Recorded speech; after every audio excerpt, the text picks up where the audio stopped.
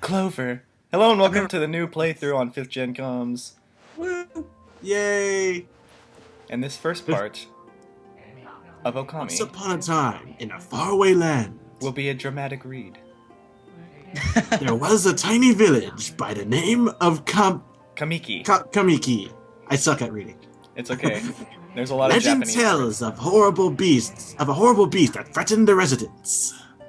The werehog? No, that's the werehog. It also tells of a wolf that risked it all to protect them. Yeah.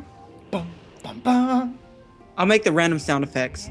Controlling the very fabric of existence, this wolf stood up against the beast many times its size and banished the darkness. Is that a dragon? Dum, da, dum, da. This eternal wolf's valiant act ushered an era of tranquility. The villagers' hearts swelled with respect and adoration of the wolf. I like wolves. See, it's funny Whoa. because this story actually seems like some sort of Japanese folklore that would exist. Yeah. Oh, this looks familiar. Yeah, this I've looks never familiar. seen this before. I can't put my finger on it. Where Yeah. did this come from? I don't know where I've seen this. This all looks very familiar. I love the graphics on it. Yeah, I like the cel-shaded look for this game. Welcome everybody to the Okami playthrough. Yay! Part 1. Yeah. Chapter 1. Begin story. New game! We're totally copying Chugga Conroy. Like, because we know everything about this game. Yeah, totally. Chapter 1. Story by Hideki Kamiya. I wish I could paint like that. Yeah. It's like just wiggle my brush around and make words. That'd be The awesome. intro was pretty much the abridged version. This is the full version that takes up 18 minutes. Oh, joy. Long, long ago, a tiny hamlet known as Kamiki lay nestled in a grove of proud and beautiful cherry blossoms. Shakespeare. Each and every tree around the quiet burg was honored as a god. However, the village was not without its dark secrets. Dun dun. No. Oh my god. Dragon! It's like a Hydra. To satiate the appetite of Oriki, a fearsome dragon, a young maiden was offered as a sacrifice at the annual festival. Lovely. With a body like a mountain and 8 heads mounted on its neck the size of tree trunks, its blood-red eyes alone were said to curse anyone who gazed into them. No one dared disobey the horrific beast. It's like King Ghidorah with 5 more heads. Exactly. Yeah. Gojira! So this was before Chuck Norris was born, obviously. When the night of the sacrifice drew near, a mysterious white wolf appeared outside the village. That's definitely not relevant at all. This wolf, its coat as brilliant as snow, was dubbed Shiraniwi. Shirani. Yeah, it's got pretty ridiculous names that I can't pronounce. Made of habit of patrolling the streets at night, like Batman. People assumed the wolf to be a familiar Oriki. I would literally go insane if I had to read 18 minutes of text. I would literally lose it. I hate reading. Yeah, That's why when we're I was taking recording turns. this, I was like, okay, when's this gonna end? The warrior Nagi attempted many times to challenge the wolf, but his attempts were thwarted by Shiniri's swift movements. Okay, your turn, Xavier. Popcorn. Alright. Popcorn. Before long, the night of the accursed festival had arrived. A white plumed arrow heralded the coming sacrifice. Piercing the sky, the arrow sunk its shaft squarely into the home of Nami, the village's most beautiful maiden. Nagi, harboring a secret love for Nami, was enraged by the sign. Determined to put an end to the Oriki once and for all, Nagi traveled to the beast's cave in the place of his beloved. You can see where this is going at this point. Yep. The Moon Cave, a place as dark as evil itself, served as Oroki's home, as Nagi stood bravely before the entrance. That came out. A beast beer before, glowing eyes crimson upon 8 flashing necks. Orochi stood tall before him, and anxious for another sacrifice. Nagi leapt with incredible grace, swinging his blade valiantly. One-on-one, he sliced well into the moonless night. But Orochi's hide was like steel. The blade left nary a scratch. Oh, Ooh, nary. We're using fancy words all of a sudden. Ooh, words I don't understand. Nary. At long last, Nagi, his energy spent from the intense battle, dropped to his knees, fatigued and gasping for breath. He knew he was staring death in the face. It was then that the wolf appeared. As if it was to protect Nagi, it stood on the ground before Orochi. In the darkness of the cave, the wolf's coat shone brightly. Alas, it was Shironi, the wolf that dwelled outside the village. Bearing its fearsome claws, Shiranui leaped toward Orochi. Orochi reared its terrifying head, readying its fangs for battle.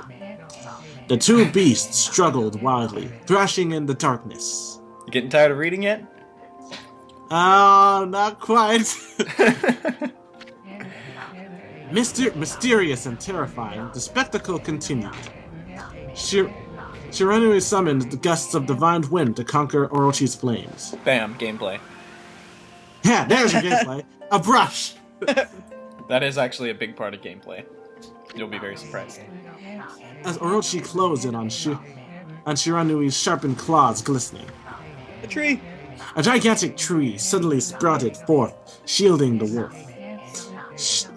Shiranui fought gallantly up to gain the upper hand. However, Orochi, protected by a mythical power, was not easily bested.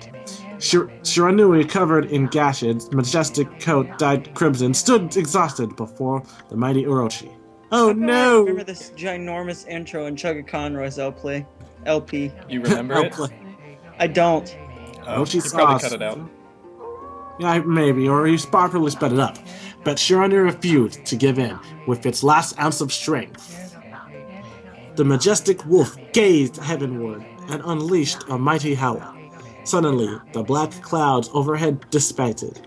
It's a moon! The light from The light- above glistened in Nagi's sword as a beacon of hope. He stole the line. Jacob, you're gonna have to read at some point. Guided by his sword, Nagi, who had become taking shelter in the shadows, stood proudly to face his adversary, channeling all his strength into his scarred and battered arms. He leapt ferociously towards Orochi, his sword poised high. The golden sword danced in his hands like a puppet on a string. One by one, Orochi's fearsome heads separated from their owner.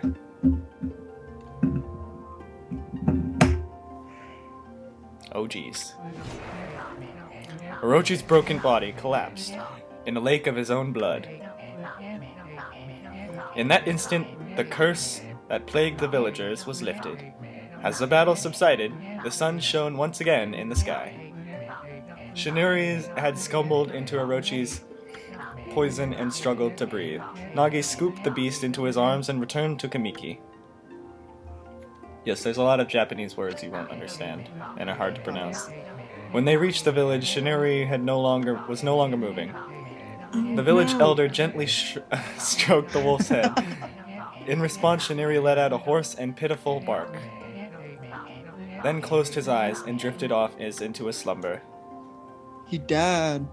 No! The end. Poor dog. Jacob, your turn. Peace had at last returned to the Kamiki village. In honor of Shiranui, erected a shrine and placed a statue of the wolf within it. I hate reading. For obvious reasons. Nagi's sword was christened... Tsukumoki. I don't even know how to pronounce that. I was saying in the Tetsaiga, and with the villagers all okay. Endless Now power. you're just going too fast, Daniel. Dang it, past me! Slow down! However, this is not the end of the story. There's more to this tale than most people know. Oh, really, 100 years had passed since Nagi and Shironi had heroic. It happened so quickly that no one in the village even took notice. It's like Avatar. I know exactly. I was like 100 years. Like, wow, time has flown. Dum dum dum dum dum. Boy, that doesn't look familiar. Was this the legendary sword? Is this Toyomuso? The sword that banished the dreaded Orochi? ... No, it couldn't be. It's just a legend, nothing but a fairy tale. Whoa, crap! Eyeballs. Nice job breaking it, hero. Way to go, random stranger. For unleashing... I'm getting out of here! Wow! Purple stuff. Oh, of course he falls. Hey, look, a dragon. Why do they always fall?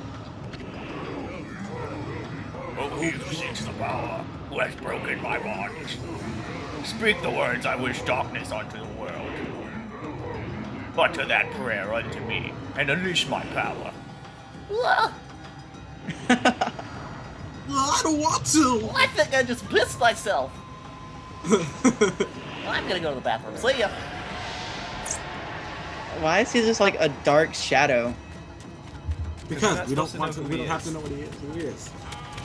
He probably has some sort of role later in the game. We just don't know it yet. Let's remember this moment. As it was yesterday. Ready? Memory. Remember. Must remember that random stranger who unleashed utter chaos upon Kamiki Village. Oh man, it would suck to be that guy. Yep. How would you explain that to the villagers? Yeah, sorry Like, about this. I kind of did this though. I So, didn't think the sword was real. I found this sword out in the woods, and What's this? A loading screen? Loading? oh no! A horrible tragedy suddenly swept over the land. However, there was one village that seemed to escape the terrible curse. The tiny settlement of Kamiki Village enjoyed the protection of a sacred tree. That dog was creepy. It is here that the real story begins, but not where the text ends. Oh no, we've still got tons of text before we get into actual. Oh yeah, we're just getting started. Jacob, you can do the voice of her. Oh, well, thanks. I get to do the voice of a girl. What sprite second? I'm gonna do it that way. How troublesome! This is just like the ancient, crap. Ancient Prophecy of Doom. Yeah, that. What has transpired to bring about such calamity? We must act quickly. There is no time to lose. My power has diminished over the years I've spent protecting this area. I don't have much time left in this world. You don't look old at all, though. I don't know how to say that. Now is the time. We have never needed your power more. Shine your divine light upon this broken and polluted world. Let your heavenly rays. Oh, don't worry. I planned ahead for you to do that. Really? I was like, Jacob's gonna read this. I'm alive! I'm back! You miss me? Ah, such divine white light, such beauty and grace. The only one capable of such a one. Okay, then our mother and the origin of all that is that word. How delightful to see that the Savior who breaks sacrifice, sealed away the evil demon so many years ago, has not changed one bit. It's a dog. Seeing you emerged after so many years spent as a statue brings happiness to my heart. Sniff. Even the dog is I like, mean- I'm gonna lay down for this one. So, yeah, what's up, dog? I made the word gaze above you and take in the condition of the sky. Since your Untimely departure. Untimely departure. yeah, that departure from the midst the devious and vicious beasts, they have raged our fine and bountiful, Country of Nippon. but never have the circumstances been worse than they are at this very moment. Please use your powers to banish the darkness and punish those who would do us harm. What is this? Has something stolen its way into my rope? Oh ho ho! Merry Christmas. Oh he. Oh, What she's the heck? ticklish. Is she Xavier, you ticklish? can do the voice of this. Phew! What on earth? This is where the story gets interesting. I feel like an idiot. You again! You gotta clear your throat. Alright, let's see how I'm gonna make this guy. Ow, ow, ow, ow, ow! Are you nuts? Boy, for a little thing, you sure make a big fuss. I was just trying to make the conversation a bit more interesting, that's all. If you know what I mean. Were you napping in my clothes again, Bug? Bud, I told you 1,000 times not to call me that. I'm a wandering artist. The name's Isun. Wandering artist. Isun. I'll show you just how great I am, and it won't be long till you're bowing before my great brush. Ah, I'm blind! I guess that's the person that I'm doing the voice of. Well, what do you think? Even cuter than the real thing, no? That's kind of rude. The dog's just like. What's with you, Furball? You look kind of down in the dumps. Actually, you look kind of familiar. Got it! You look just like that statue of Shiranui. Whoa! What do you think you're doing? Are you crazy? A handsome guy like me should never be covered in wolf slobber. You'll regret messing with the great Isun. Don't make me use my prized sword that could run against you. Tetsaiga. This sounds like Revan's Inuyasha. What? What's that growling sound? And why is it so dark anyway? Oh, great God, Emerald, that word. I've used all the power I have to protect Kamiki village. The village lives on. Their spirits lie encased in my fruit. Cut it free and the village will be reborn. What? I trust in you. I know that you will lead us down the right path. Only your awesome power can restore life to the world. Sweet. Fruit? The trees returned to normal, huh? That Sakuya girl sure said some weird stuff. The villagers' spirits are being kept inside the fruit. That's the fruit. The girl said that if you cut it down, the village will be restored. But it's awfully high up there, and if you don't use some kind of special power, there's no way you're going to reach it. This darkness is really getting to me too. A lot can happen while you're taking a nap. I see the red writing, and the only thing I can think of is the Bible. Oh my god, gameplay! Oh my god! Ah, but the part's over. Loading screen. The only thing I can think of, though, when I see the red writing is... Oh. Awfully quiet all of a sudden. I don't remember any place like this in the village. We better keep our eyes peeled. You can use the right analog stick to look around. The L1 button to change your point of view. Boy, you really look so helpless. You sure you're gonna be okay? Join us in the next part. Finally, gameplay!